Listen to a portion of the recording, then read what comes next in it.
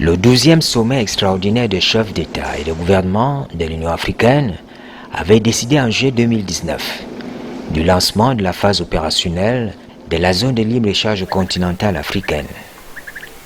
Jusqu'à ce jour, il faut encore œuvrer pour l'appropriation de l'accord portant création marché unique africain. Il faut travailler pour la révision du cadre juridique institutionnel, lever les obstacles au commerce, réduire les barrières tarifaires et non tarifaires. Nos chefs d'État et de gouvernement ont consacré la phase opérationnelle qui a consisté à la mise en place d'un certain nombre d'outils pour accompagner le secteur privé face aux défis de la mise en œuvre. Et depuis janvier 2021, nous sommes en plein dans la mise en œuvre. Et vous le convenez avec moi, la mise en œuvre ne se fera pas sans les milieux d'affaires, sans les opérateurs économiques, sans le secteur privé. Donc c'est pour nous effectivement une occasion de venir participer à ce forum, justement d'échanger avec le secteur privé sur les opportunités de cet accord qui est un projet inédit, un projet extrêmement important pour le continent africain et un projet qui tient à cœur nos décideurs parce que vous savez de tout temps l'Union africaine s'est toujours focalisée sur les questions de paix et de sécurité, c'est important, mais pour consolider la paix et la sécurité, il faudrait d'abord qu'il y ait la prospérité. Et d'autres expériences d'intégration nous l'ont démontré, cette prospérité passe justement par des opportunités d'échange, de développement économique et c'est tout l'enjeu et l'intérêt de la zone de libre-échange continentale africaine qui doit reposer sur les communautés d'intégration économique mais également qui doit reposer sur le développement de chaînes de valeur à l'image du secteur manioc. Dans la mise en œuvre de la zone de libre-échange continentale, la promotion, la production et la transformation des produits primaires est une donnée essentielle. C'est d'ailleurs le sens à donner au Forum régional de Yaoundé dont l'ambition était de contribuer à l'accompagnement des petites entreprises d'Afrique centrale dans la production et l'exportation du manioc. Une démarche qui vise à présenter ce produit comme une source potentielle de création d'emplois durables. Alors il faut dire que ce forum régional de Yaoundé qui a été lancé à l'initiative du Centre du commerce international et qui donc vise la mobilisation des micro, petites et moyennes entreprises qui sont impliquées dans la filière manioc arrive à point nommé. Là, nous passons véritablement dans le cadre de la mise en œuvre de la stratégie nationale, dans une dynamique en fait de concrétisation pratique de ce que sont les dispositions et surtout les orientations de notre stratégie nationale de développement de l'offre face justement à la mise en œuvre de la zone de libre-échange continentale. Et je pense que le Centre du commerce international, la communauté économique des États de l'Afrique centrale et l'ensemble des pays d'Afrique centrale qui en fait ont convergé à Yaoundé.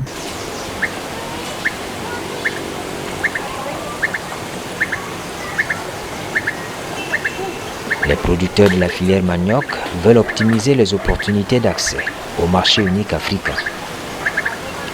Seulement, ils doivent savoir contourner les difficultés sur le chemin au Cameroun et dans d'autres pays de l'Afrique centrale. La commission de la CES est actuellement engagée à développer une stratégie régionale pour accompagner les filières, les industriels à haut potentiel dans la région. Et le manioc étant donné l'impact que cette filière peut avoir sur la création d'emplois, le potentiel d'exportation, la diversification et même la lutte contre la pauvreté, nous avons trouvé cette filière comme étant vraiment une filière clé. Et nous sommes très encouragés par la même vision que le Centre du commerce international a exprimée envers cette filière. Et nous sommes très encouragés pour travailler ensemble. Et nos pays, plus particulièrement le Cameroun, mais il y a d'autres pays qui sont très avancés, qui prennent cette initiative comme une initiative bienvenue. La réflexion conduite à Yaoundé à l'intention des PME et PMI, les institutions d'appui au commerce et aux investissements, à l'intention des décideurs politiques, a débouché sur des propositions concrètes. Une approche méthodologique pour le développement d'un programme régional d'accompagnement aux filières industrielles à la Commission. Il faut vraiment le faire de façon holistique, en commençant par une cartographie de la filière dans tous les États membres, afin de pouvoir identifier les axes de coopération régionale. Parmi ces axes, je peux en citer quelques-uns. Il y a par exemple l'harmonisation des politiques de soutien domestique au développement de ces filières pour s'assurer que nous créons les bases au développement d'un marché sous-régional commun afin d'éviter des distorsions qui peuvent naître des disparités au niveau des considérations politiques dans des pays respectifs. Deuxièmement, certainement que nos petites et moyennes entreprises dans tous ces pays sont confrontées à des problèmes divers, notamment les problèmes de financement, les problèmes techniques, les problèmes de normes. Et notre intention, c'est de voir comment on peut mettre au niveau communautaire à la CEAC un programme commun pour résoudre ces problèmes de façon horizontale. Nous ambitionnons, avec l'appui des bailleurs de fonds, de mettre sur pied un programme régional.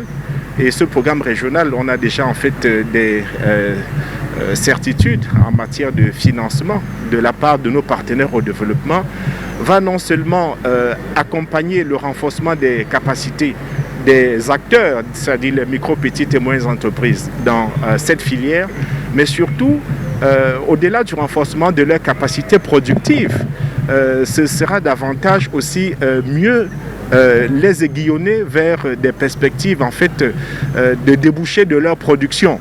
Et je pense qu'il y aura tous les volets en fait de respect des normes sanitaires, de conformité avec des aspects de qualité, et c'est tous ces aspects-là qui sont abordés dans le cadre du Forum de Yaoundé et pour lequel aujourd'hui nous tenons à remercier tous les partenaires au développement qui nous ont demandé en fait de mobiliser les micro, petites et moyennes entreprises dans cette activité. Et je suis persuadé que ce programme qui va être le résultat des travaux à Yaoundé va donc déboucher sur la libération du potentiel de production de ces acteurs, mais également leur fournir des instruments et surtout avec des moyens financiers un peu plus adaptés pour que finalement l'offre de l'Afrique centrale, qui est une offre en termes d'avantages comparatifs que nos pays en fait disposent, et bien que cette offre-là soit renforcée, qu'elle soit dynamisée. La zone de libre-échange continentale africaine, c'est au total 1,2 milliard de consommateurs. Une aubaine pour les jeunes entrepreneurs.